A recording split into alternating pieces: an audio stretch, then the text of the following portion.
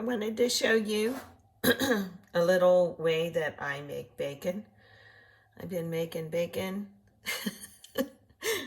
There's so many puns I could use right now, but I will resist.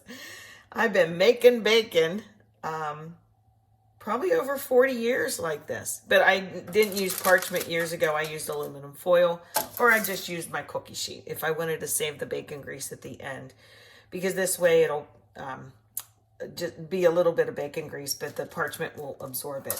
But if I just use it on my faithful roasting cookie sheet, then I can save all the bacon fat for later making baked potato or fried potatoes and such. So anyway, if you don't already do this, and this bacon is like giving me fits, honestly, you just literally lay it on the cookie sheet. Look at this, it's terrible. You know why? Because I used part of the pack before. But guess what? I'm just going to hack it up anyway. But if you want pretty bacon, you can make it ahead of time. Say you were having a brunch. Don't make your bacon that morning.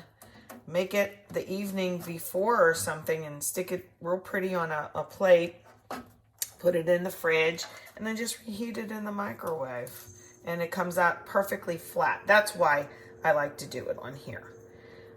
This is funny. I mentioned 40 years ago. Well, about 38 or 9 years ago, when I worked in the restaurant with Thane, my now husband.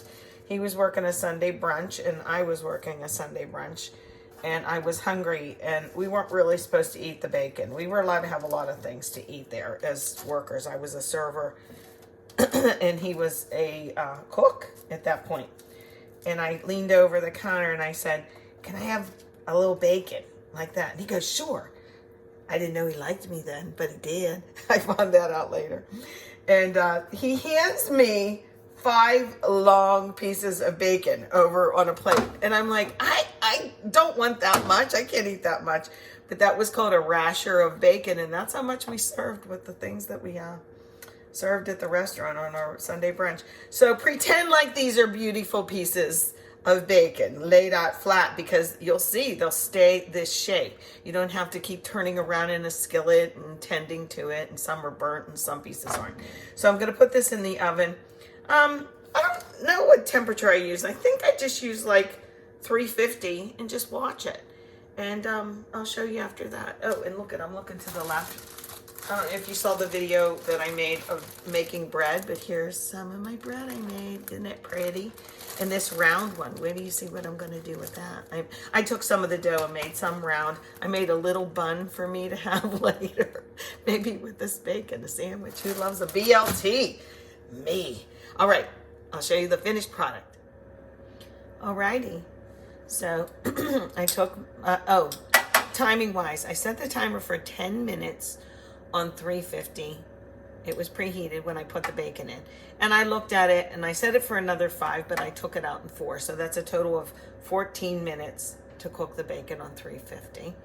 I like it like this. It's kind of crispy, okay? And you can see it's relatively flat, but those were craggy looking pieces anyway. But this is how it was turned out. Yummy. Put it on a paper towel, of course. And then look at my cookie sheet. Look at how it's left, like the outline.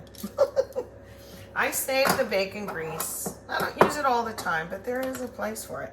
And I keep it in a little jar. You don't have to have it refrigerated. It just goes up in the cupboard. But now, how do I get this off? I'm going to do this. And then I'll throw the parchment away. A lot of the bacon grease. Hey, don't sneer at bacon grease, okay? If you use any kind of oil, what do you think it is? It's just this is bacon flavored.